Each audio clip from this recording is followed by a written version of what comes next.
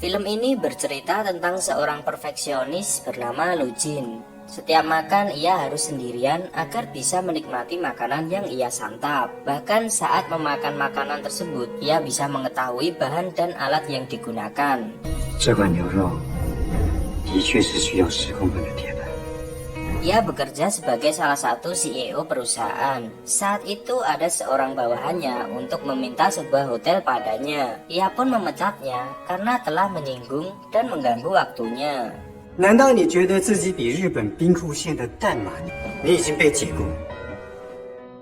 Ia bertemu dengan seorang gadis bernama Sengnan di sebuah parkiran mobil ketika Sengnan sedang merusak mobilnya dengan menuliskan sesuatu di kap mobilnya.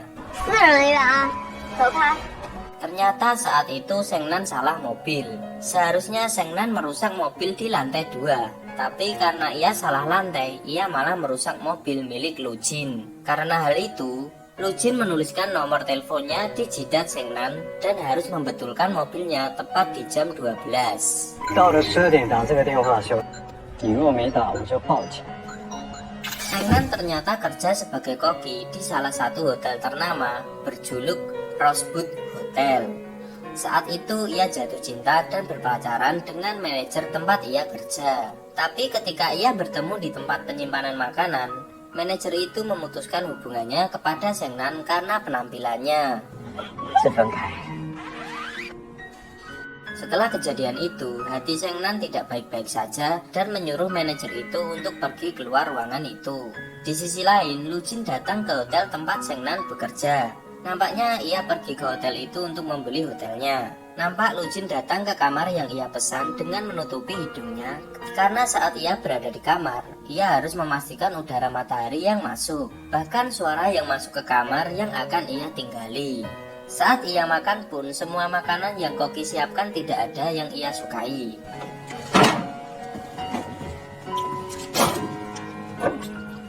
Bahkan semua makanan yang ia cicipi, semuanya ia muntahkan kembali sampai suatu saat 无关人员请离开厨房。 ada makanan yang sangat ia sukai karena kelezatannya. Ternyata makanan itu dimasak oleh Sengnan, seorang yang telah merusak mobil Lu Jin. Tapi di sini Lu Jin sama sekali tidak mengetahui bahwa yang memasak makanan tersebut adalah Sengnan. Ia sangat menyukai makanan Sengnan karena semua detail masakannya seperti yang Lu Jin inginkan. Jadi mulai saat itu juga ia menunda semua acara yang telah ia rencanakan hanya untuk memakan makanan yang Sengnan siapkan. Karena keberhasilan menyenangkan tamu VIP-nya, manajer Sengnan yang merupakan mantannya memuji semua koki yang ada di dapur, terutama Sengnan. Tapi ketika Sengnan melihat dari dapur, ia malah melihat mantannya sedang berfoto dengan gadis-gadis dan itu membuatnya merasa sedih. Sampai di malam harinya, ia pergi ke atas hotel meminum alkohol untuk melupakan mantannya yang telah memutuskannya. Dengan sedikit mabuk, ia menari-nari di genteng dan sampailah ia di balkon tempat Lu Jin menginap. Saat itu Lu Jin sedang tidak bisa tidur. Jadi ia memutuskan untuk memasak sebuah mie instan. Karena Lu Jin itu orangnya perfeksionis, saat memasak ia harus mengukur banyak air yang harus direbus, mengukur suhu yang digunakan untuk merebus air, dan masih banyak lagi.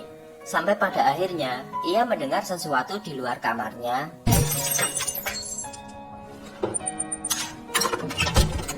Dan melihat Sengnan dalam keadaan mabuk memasuki balkon kamarnya.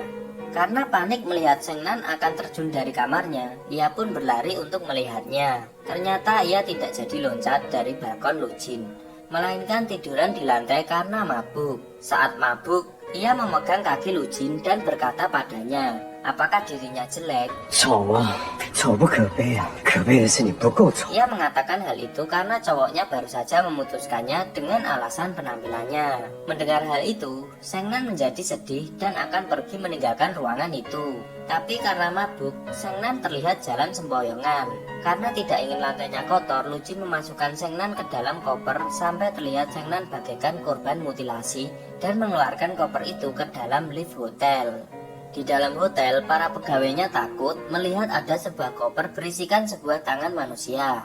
Ia pun berteriak dan melaporkan hal itu ke polisi hingga akhirnya Sengnan pun masuk ke dalam penjara. Saat di dalam penjara, ia melihat polisi salah dalam urutan memasak mie. Karena dirinya seorang perfeksionis, Lujin memberitahu polisi itu cara untuk memasak mie sampai pada akhirnya 你干嘛？不能放调理刀，先煮面。看时间啊，可以了。 polisi itu memuji Lujin karena mie yang ia buat sangat enak. Lujin pun akhirnya dikeluarkan dari penjara karena orang kepercayaannya telah mengurus berkas-berkas di kantor polisi. Sementara itu, Sengnan juga sudah diurus oleh temannya yang telah menyuruhnya merusak mobil. Di luar kantor polisi, Sengnan ingin meminta maaf pada Lujin karena peristiwa itu. 我最讨厌人家跟我道歉。 Tapi ia menolaknya karena ia benci ucapan meminta maaf. Sengnan melihat sepatu Lujin sedang menginjak tai anjing. Karena Lujin juga nggak suka kotor, kedua sepatunya pun dibuang dan ia pun pulang tanpa menggunakan sepatunya. Setelah hal itu, Lujin pun kembali sial. Ketika ia sedang bersantai di sebuah taman, terlihat Sengnan sedang membantu anak-anak untuk mengambil sebuah payung yang tertancap di sarang lebah. Ketika Sengnan mengambil payung itu, seluruh lebah yang ada di sarang itu keluar dan mengarah ke arah Lujin. Dan beberapa ada yang menyengatnya. Setelah sekumpulan lebah itu sudah pergi, anak-anak dan Sengnan segera meminta maaf kepada Lujin. 叔叔，对不起。挺疼的吧？ Di sana nampak muka Lujin bengkak dan mengakibatkan matanya besar sebelah. Lujin pun sedikit marah padanya. Agar ia tidak berurusan lagi dengan Sengnan, ia pun memberikan jam tangan milik orang kepercayaannya. Jam itu memberikan tanda kepada Lujin jika ia berada dalam area 50 meter darinya. Saat itu Lujin sangat ingin sekali memakan telur. Karena ia hanya menuliskan kepada para koki di sana dengan tulisan telur. Para koki pun memasak banyak makanan khusus untuk Lujin. Karena suka, Lujin pun semakin banyak memesan makanan sampai para koki pun kelelahan. Sampai pada akhirnya Sengnan memasak makanan khusus untuk pergi meninggalkan Lujin dan bertemu mantan pacarnya. Lujin mengetahui jika koki yang memasakkannya kabur karena merasakan rasa makanannya. Oleh sebab itu, Lujin pun pergi ke dapur untuk mencari koki yang memasak makanannya. Tapi ia tidak menemukan apa yang ia cari. Sementara itu, Sengnan bertemu mantan pacarnya di sebuah tempat di hotel tersebut. Mantan pacarnya meminta Sengnan untuk berbaikan dan ingin mengunjungi rumahnya. Tapi karena Sengnan masih marah, ia pun melempari mantan pacarnya dengan sebuah daging. 你不是最喜欢吃肉吗？赶紧吃肉，包子太 Di dapur, ia menemukan catatan dari kamar 1123 milik Lujin. Ia terkesan karena tahu makna dari masakan yang ia masak. Dengan perasaan senang, ia menyimpan catatan pemberian tanpa mengetahui bahwa dirinya adalah Lujin. Ia baru mengetahui ketika manajernya memberitahu kepada seluruh koki bahwa pemilik kamar 1123 adalah CEO VN Group, yang tak lain adalah Lujin. Karena mengetahui fakta tersebut, ketika ia melihat Lujin sedang melakukan syuting, ia pun pergi meninggalkannya. Sementara itu, Lujin sadar Sengnan ada di sana karena jam di tangannya bergetar. Ketika Sengnan kabur, benang yang ada di roknya menyangkut di properti syuting. Tapi ketika dirinya ingin mencopot benang yang tersangkut, malah menyebabkan dirinya tercebur di kolam. Sementara itu, setelah pengambilan syuting, Lujin berminat untuk memesan makanan di hotel dengan tema waktu, tempat, dan momentum. Saat hidangan dengan tema waktu, Sengnan memasak sebuah kerang beserta daging sapi. Karena masakannya memang sempurna, Lujin berkata kepada manajer hotel bahwa koki yang mereka miliki sedang memiliki mood yang bagus. Sampai akhirnya semua yang dimasak oleh Sengnan sangat disukai oleh Lujin. Saat itulah Sengnan meminta manajernya untuk memasak sesuai dengan keinginannya. Pada saat mencicipi masakan Sengnan, Lujin terheran-heran dengan arti masakan yang dimasak Sengnan. Karena penasaran dan ingin tahu maksud dari masakan Sengnan, Lujin pun meminta untuk bertemu langsung dengan kokinya. Tapi karena Sengnan tidak mau bertemu dengannya, ia menyuruh koki lain untuk bertemu Lujin dan menjelaskan maksud dari makanan yang ia masak. Tampak kecewa dengan penjelasan dari koki tersebut, Lujin pun pergi ke dapur untuk mencari Sengnan.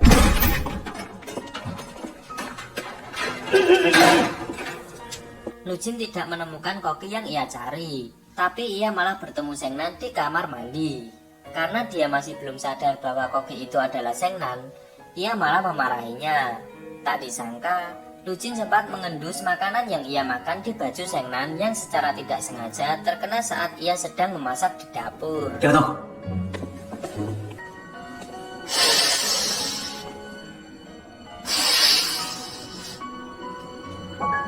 Ternyata Lujin masih belum sadar bahwa koki itu adalah Sengnan.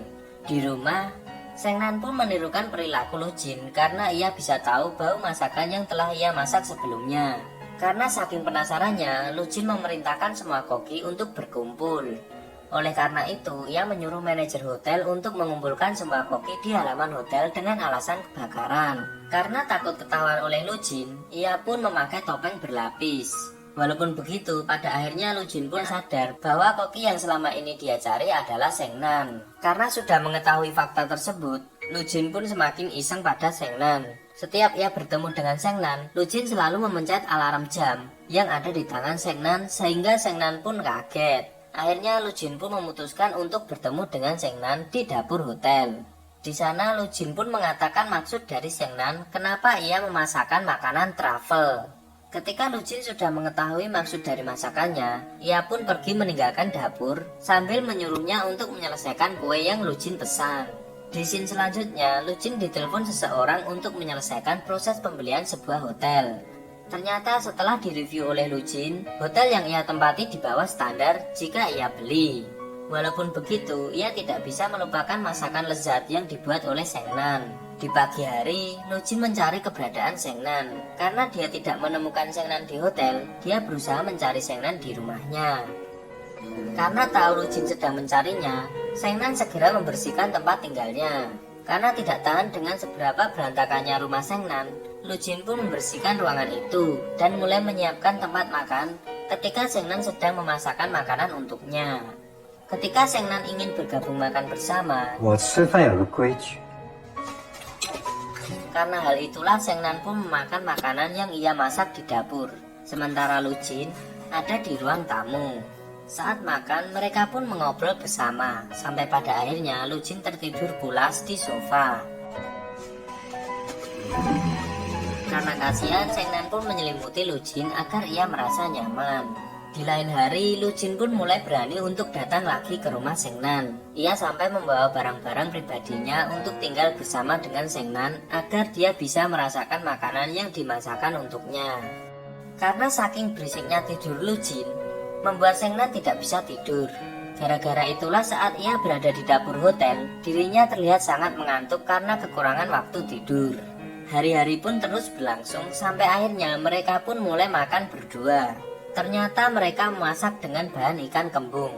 Ternyata masakan yang telah dimasak Sengnan masih mengandung racun, dan mereka berdua pun terlihat mabuk karena memakan racun tersebut. Mereka berdua merasakan hujan yang sangat lebat, walaupun sebenarnya itu adalah imajinasi mereka berdua. Mereka berdua pun keluar rumah dan pergi menggunakan payung, bahkan sampai ke dalam bis. Melihat tingkah laku mereka berdua, para penumpang di dalam bis cuma bisa tertawa. Hingga pada akhirnya Lujin pun merasa jatuh cinta pada Sengnan. Setelah kejadian itu, Sengnan menyiapkan sebuah makanan khusus kepada Lujin. Ketika ia pergi ke kamar 1123, ia tidak menemukannya di sana.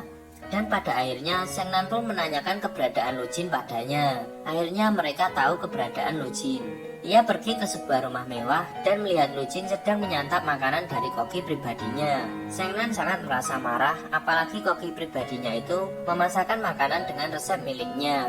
Saat perjalanan pulang, Sengnan sangat marah pada koki pribadi itu. Ia bercerita pada temannya bahwa selama 7 tahun, koki itu memasakkan makanan untuk Lujin. Ia berkata bahwa memasakkan makanan merupakan hal yang sangat intim, jadi intinya ia merasa cemburu dengan koki itu.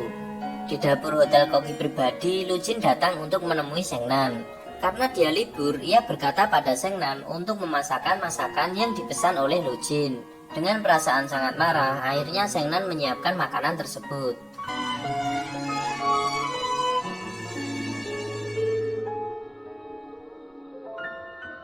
Dan mungkin Lujin tahu perasaan Sengnan sehingga setelah adegan tersebut terlihat Lujin sedang mengawasi Sengnan dari luar rumahnya. Adegan berganti ketika Lujin pun mengumumkan pembelian hotel itu. Karena hotel itu tidak menguntungkan jika dikelola, ia pun memutuskan untuk mengubahnya sebagai hotel butik internasional. Lujin pun menjelaskan bahwa dirinya juga memecat semua koki. Bahkan Sengnan yang tidak mempunyai posisi yang ideal di dalam hotel yang akan dirubah oleh Lujin. Mengetahui hal itu, Sengnan pun pergi meninggalkannya. Sementara Lujin terlihat sedih dengan membayangkan kejadian yang telah ia lalui bersama Sengnan. Begitupun dengan Sengnan, ia juga membayangkan apa yang telah ia lalui bersamanya. Sampai ia pun menangis saat curhat dengan teman dekatnya. Terlihat selama ini yang dikatakan Sengnan adalah salah.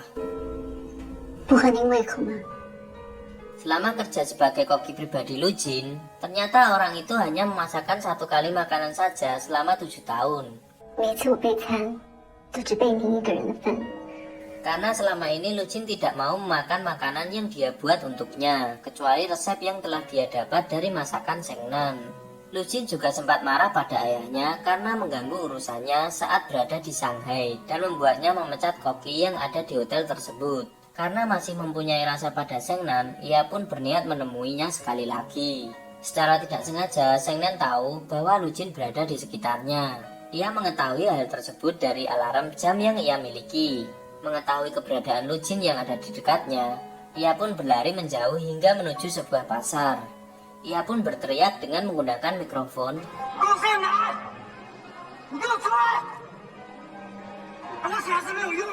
Tapi masih saja tak digubris Sengnan. Jamnya pun ia taruh di kalung anjingnya.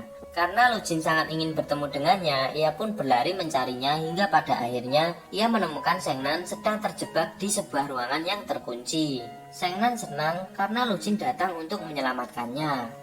Apalagi Lujin berjalan pulang bersama Sengnan menuju kamar rumahnya. Ternyata tempat yang ia datangi adalah tempat yang baru saja Lujin beli untuk Sengnan. Ternyata Lujin ingin permintaan Sengnan sewaktu pertama kali mereka makan bersama di rumah Sengnan, yaitu saat Sengnan sangat ingin melihat matahari tenggelam dari jendela kamarnya yang dulu.